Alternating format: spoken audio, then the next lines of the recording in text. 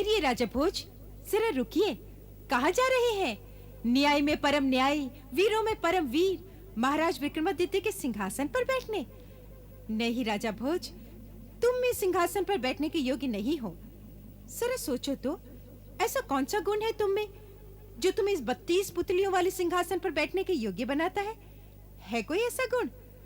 रुको, मैं तुम्हें महान सम्राट वीर विक्रमादित्य की कहानी सुनाती हूँ। एक दिन की बात है कि प्रजा का दुख दर्द जानने के लिए एक बार वे ब्राह्मण का वेश बनाकर उज्जैनी नगरी में भटक रहे थे। भगवते वासुदेवाय। ओम नमो भगवते वासुदेवाय। प्रणाम ब्राह्मण देवता। सुखी रहो। इतनी रात को आप कहाँ निकल पड़े? किसी को खोज रहे हैं क्या? हम ब्राह्मण या तो भगवान को खोजते हैं या किसी धनी को जो अधिक दान दे, और किसे खोजेंगे? अच्छा अच्छा। हमें किसी सेठ के विषय में बताइए जिसने बहुत धन कमाया। क्यों बताएं? तुम्हें इससे क्या? ताकि हम उसके सामने जाके हाथ पसार सकें। और क्या, आप तो जानते ही हो, जो धन चोरी से कमाता है वो दान भी अधिक देता है। वो दिन गए। ये विक्रमादित्य का राज्य है। यहां चोरी से तो धन कमाना संभव ही नहीं। हाँ, सामने एक बड़े सेठ रहते हैं। उनका लड़का बहुत बड़ा व्यापारी है, देश देश भटकता है। उसने बड़ा धन कमाया है। अच्छा। ओम नमो भगवते वासुदेवाय। हमारे घर में तेरे लिए कोई जगह नहीं है। ये क्या कर रही है? मैं आपकी बहू हूँ। अरे कैसी बहू और कहाँ की बहू? न जाने किसका बच्चा उठा रही है और कह रही है कि मैं बहू। अरे निकल यहाँ से कहती हूँ। ओम नमो भगवते वासुदेवाय। ये आप क्या कर रहे हैं? तुम चुप रहो जी। अपने घर की लक्ष्मी को अपमान करके निकालना पाप है। ये बहू नहीं है, हम इसे बहू नहीं मानते। ये हमारे लड़के के साथ इसका कोई संबंध नहीं। जब से विवाह होकर घर में आई, हमारे लड़के से मिली भी नहीं कभी, फिर भी मां बन गई और कहती है कि मैं आपकी पुत्रवधू हूँ। कहाँ की पुत्रवधू? ये क्या रहस्य है देवी जी? तुम बीच में मत बोलो ब्राह्मण देवता, ये हमारे घर की बात है। विचित्र स्थिति है। देखिए, मेरे पति के आने तक मुझे यही रहने दीजिए। वो आएंगे तो वे भी मानेंगे कि ये उनका पुत्र है। मुझ पर इतना अत्याचार मत कीजिए। अरे हम सच्चाई जानते नहीं क्या? हमें क्या सिखा रही है? मेरी बात मान लीजिए, मैं सच कह रही हूँ। अरे जा जा चिंता कहीं की, निकल यहाँ से। चल जा यहाँ से, चल। क्या यहाँ से? ओम नमो भगवते वासुदेवाय। अब आप क्या करेंगी? कहाँ जाएंगी? कहीं भी जाऊँ, कुछ भी करूँ, तुम्हें इससे क्या? देखिए देवी जी, अन्यथा न समझिए। ब्राह्मण पिता के समान होता है। आप मेरी बेटी की तरह हैं। इस कष्ट में मैं आपकी सहायता करना चाहता हूँ। रात का समय है। तो फिर मुझ पर एक कृपा कीजिए, मुझे मेरे पिता के पास पहुंचा दीजिए। अवश्य देवी जी। ओम नमो भगवते वासुदेवाय। ओम नमो भगवते वासुदेवाय। चलिए। आप मुझे सच बात बताएंगे? आप कहते हैं कि आप बहू हैं, ये बच्चा आपका है, लेकिन आपके ससुर कहते हैं कि ओम नमो भगवते वासुदेवाय, कि ये बच्चा। देख ब्राह्मण, तुझे चलना है तो चुपचाप चल, नहीं तो मैं अकेली चली जाऊंगी। तुझे हमारे परिवार से क्या करना है? चलिए चलिए। ओम नमो भगवते वासुदेवाय। ओम नमो भगवते वासुदेवाय। ये मेरे पिता का घर है, लाइए इसे मुझे दे दीजिए। आपको बहुत कष्ट हुआ। ओम नमो भगवते वासुदेवाय। मुझे कोई कष्ट नहीं हुआ, लेकिन कृपया जाते जाते मेरी एक बात सुन लीजिए। कहिए। जीवन में अन्याय करना या अन्याय सहना दोनों ही पाप है। सच को आप छुपाएं या आपके पति या आपके ससुर, वे सभी दोषी माने जाएंगे। तो फिर मैं क्या करूं? समाज में अपने ससुर के विरुद्ध ढंडोरा पीटती फिरूं? देखिए, यहां राजा विक्रमादित्य जैसा न्यायी राजा राज करता है। राजा पिता की तरह होता है। आपके साथ जो भी अत्याचार हो रहा है उसकी कथा आप जाके राजा विक्रमादित्य को सुना दीजिए। वे न्याय कर देंगे और आपको जो सम्मान मिलना चाहिए वो मिलेगा। ब्राह्मण देवता, आपने मुझे जो सीख दी है मैं वैसा ही करूंगी। मैं कल ही अपने पिता को लेकर महाराजा विक्रमादित्य के दरबार में जाऊंगी और न्याय की दुहाई दूंगी। ओम नमो भगवते वासुदेवाय। बस आपको यही तो करना चाहिए। प्रणाम। सौभाग्यवती भव।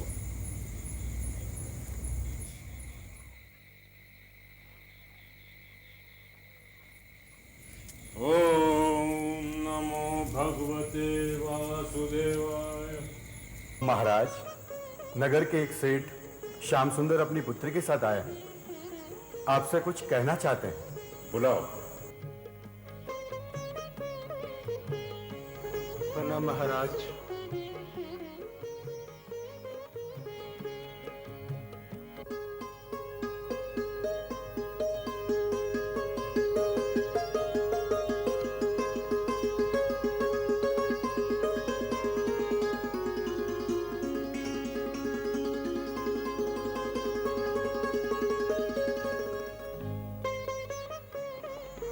यदि मैं भूल नहीं कर रही तो आप वही हैं जो कल रात्रि। ओम नमो भगवते वासुदेवाय। मैं वही हूं। अब कहो, क्या बात थी जो तुम्हारे ससुर ने कल रात तुम्हें अपमानित कर घर से बाहर निकाल दिया? मैं जिस दिन से उस घर में बहू बनकर गई महाराज, मेरे पति मुझे कभी नहीं मिले। मेरे जाते ही मुझे तलघर में सदा के लिए बंद कर दिया गया। आपके पति की आज्ञा से आपको जीवन भर इस तलघर में बंद रखा जाएगा। मगर क्यों? मैं बहू हूं इस घर की। मुझे यहाँ बंद करके रखने के लिए विवाह करके लाया गया है। मेरे पति कहाँ हैं? मैं उनसे मिलना चाहती हूँ। आप उनसे कभी नहीं मिल सकेंगे बहू रानी। क्यों?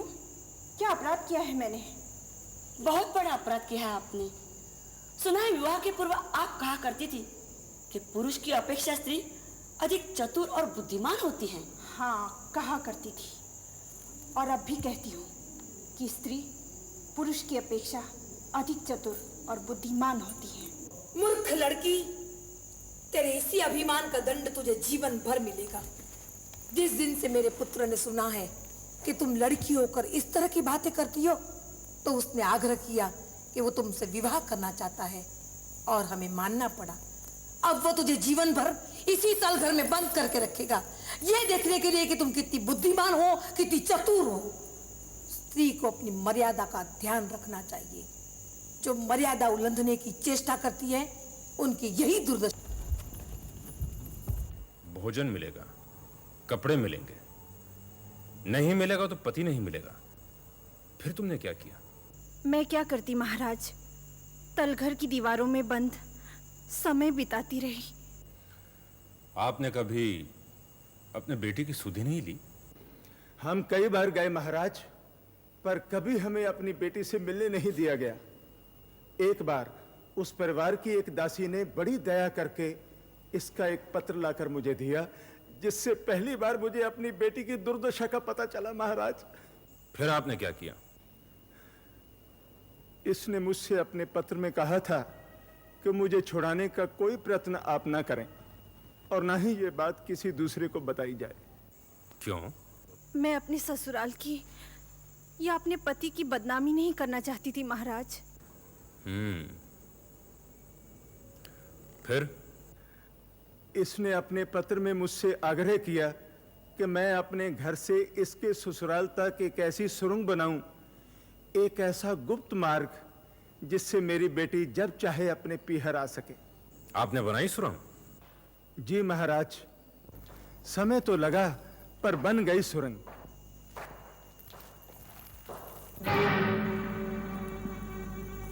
पिताजी। बेटी, मेरी बेटी। तब मैंने ठीक से जाना कि मेरी बेटी किस कष्ट में जी रही है। मैं उसी सुरंग से इसे अपने घर लेकर आया।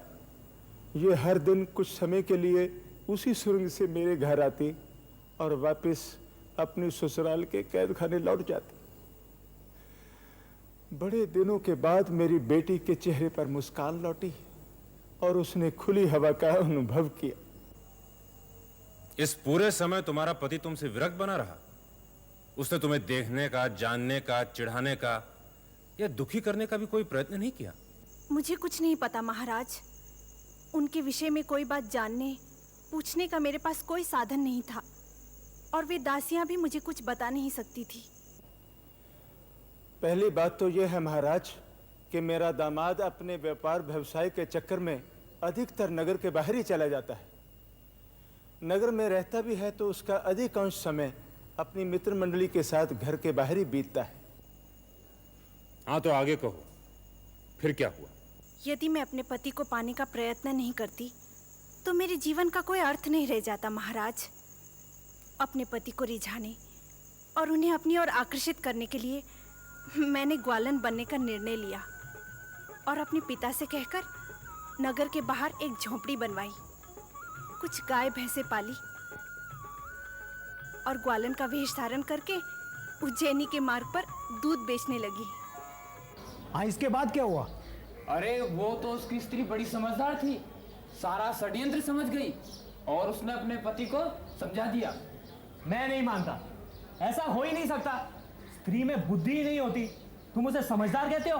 तुम तो हर बात पर स्त्रियों के विरुद्ध बकते रहते हो। दूध ले लो रे दूध, हाँ दूध ले लो रे दूध। दूध वाली आ रही है। बहुत सुंदर है यार, मैंने कभी सोचा ही नहीं था कोई ग्वालन इतनी सुंदर होती है। तू रोज उसी की प्रतीक्षा में यहाँ इसीलिए बैठा रहता है? और नहीं तो क्या, मेरा बस चले मैं इसे अपने घर ले जाऊंगा, अपने बाप के जूते खाओ।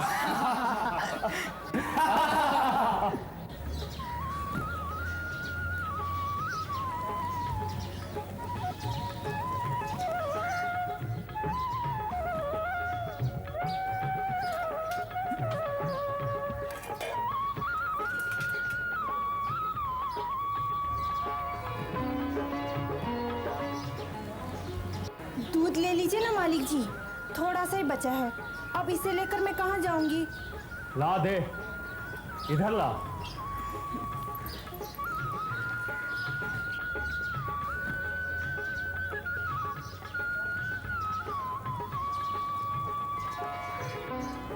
मालिक जी दूध।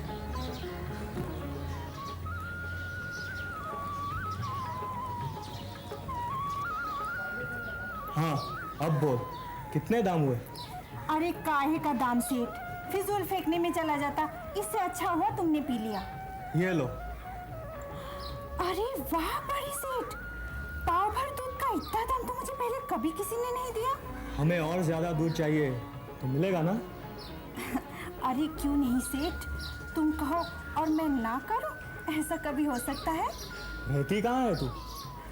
नगर द्वार के पास मेरा ठान है, वहीं मेरे गाय डोर बंधे रहते हैं। आ जाऊंगा सूरज डूबने पर। हाँ अवश्य आइएगा, मैं रास्ता देखूंगी। सच कहती थी तुम, स्त्रियां पुरुषों से अधिक होशियार होती हैं। फिर क्या हुआ? वो आया? क्यों नहीं आता महाराज, वो मुझे अपनी विवाहिता पत्नी थोड़ी ही समझता था जो अकड़ दिखाता। उसे तो आ नहीं था, दूध का तो सिर्फ बहाना था, उसे तो ग्वालन की तलाश थी और मुझे भी उसे दूध थोड़े ही बेचना था, मुझे भी अपना पति चाहिए था। ऐसे ही बड़ा समय बीता महाराज। हर रोज ससुराल से सुरंग में होती हुई मैं पीहर आती और ग्वालन का वेश धारण करके उनके साथ समय बिताती। वो तो दूध बेचने वाली का प्रेमी, उसने मुझे कितने जेवर भेंट किए, कितना धन दिया और सचमुच मुझे बड़े सुख से रखा। फिर एक दिन जब वो मुझसे वहां मिलने आया महाराज, तो वहां ना वे गाय भैंस थी, न वो ग्वालन और ना ही उसकी झोपड़ी। यहाँ वहां पूछता ही रहा कि वो ग्वालन कहाँ गई, पर किसी को पता हो तो जवाब दे। किंतु तुम अदृश्य क्यों हो गई? ये मां बनने वाली थी, अब यश ही फैलता, ये बदनाम होती और मेरा दामाद तो होता ही। मैंने इन दोनों का मिलना जुलना बंद कर दिया। और एक दिन दासियों ने भोजन देने के लिए दरवाजा खोला तो देखा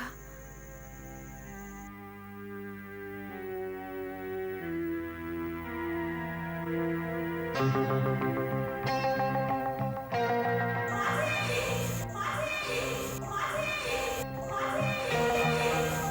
जी, क्या बात है? आपके बहू के बच्चा हुआ है क्या? हाँ हाँ माँ जी, आपके बहू के बच्चा हुआ है। अरे तुम दोनों को दिन में सपने तो नहीं आते? 2 वर्ष से तल घर में बहू अकेली पड़ी है और तू कह रही है कि बच्चा हुआ। हम सच कह रहे हैं। अब चलकर देखें, उनके गोद में बच्चा है। चलिए चलिए माँ जी।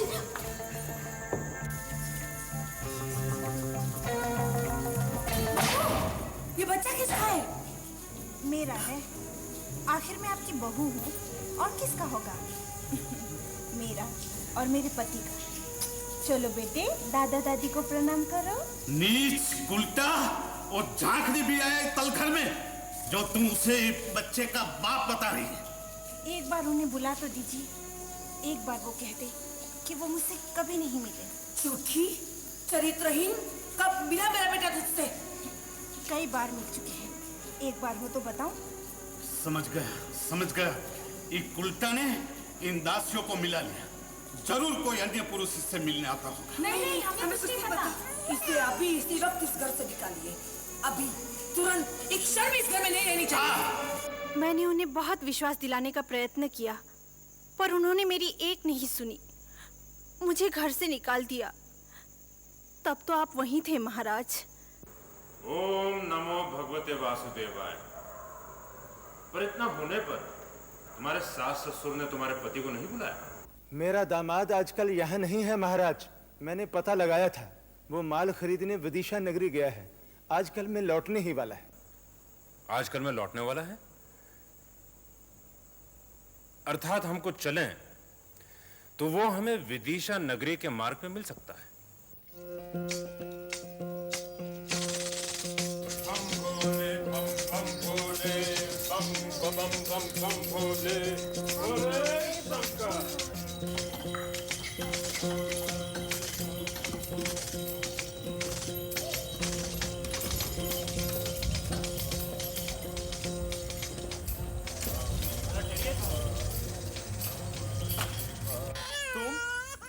तुम यहाँ इस रूप में? मैं और क्या करती? इसके सिवा और कोई रास्ता नहीं था। मेरा जोगन हो जाना ही ठीक था। तुम एकाएक मुझे छोड़कर कैसे चली गई? मेरे लिए और कोई मार्ग न था। इसे देखो, तब मैं तुम्हारी इस बच्चे की माँ बनने वाली थी। मेरी तो बदनामी होती, साथ में नगर में तुम्हारी भी बदनामी होती। इसलिए मैंने सोचा इस प्रेम कथा का यही अंत हो जाना चाहिए। पुत्री, ये पुरुष कौन? ये मेरे प्रेमी हैं, मेरे सब कुछ है, मेरे इस बच्चे के पिता हैं। सुखी रहो। जब ये हमारे आश्रम में आई, ये मां बनने वाली थी। बहुत दुखी थी, आत्महत्या का सोचती थी। हमने कहा नहीं, ऐसा नहीं होगा। बच्चे को जन्म देने के बाद ये जोगन बन गई। ठीक ही था। प्रेमी छूट जाने के बाद इसका इस दुनिया में था कौन? नहीं बाबा, अब ये जोगन बनकर नहीं रहेगी।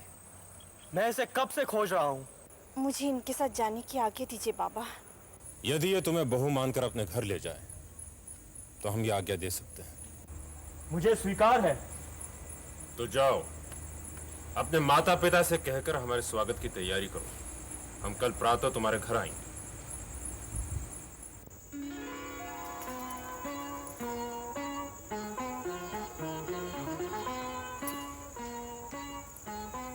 आप भी अपने बहू को आशीर्वाद दे दीजिए।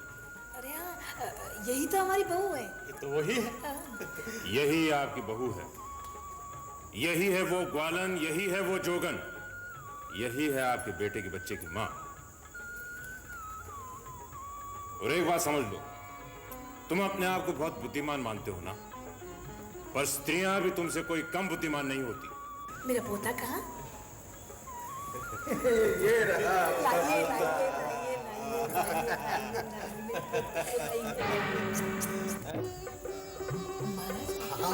महाराजा विक्रमादित्य की जय। महाराजा विक्रमादित्य की जय।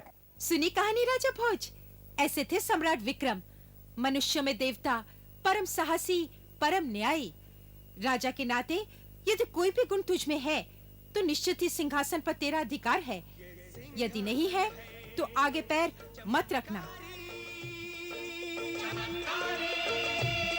ये सिंहासन है चमत्कारी, 32 पुतलियों वाला, इसकी हर पुतली